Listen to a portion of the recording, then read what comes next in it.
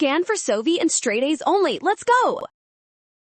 Labor questions get easier when you track total output carefully, because each extra worker changes production by a specific amount, revealing the concept.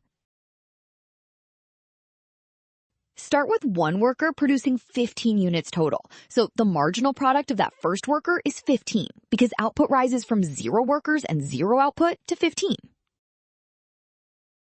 Now add the second worker. Total product goes from 15 to 27, so that worker adds only 12 units, and that smaller increase is the key signal here.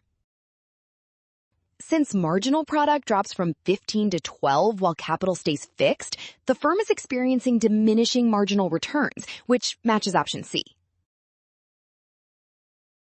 Well done! Option C. Scan now. Don't rush signs or wording. Trust the given totals, then check each worker's added output step by step.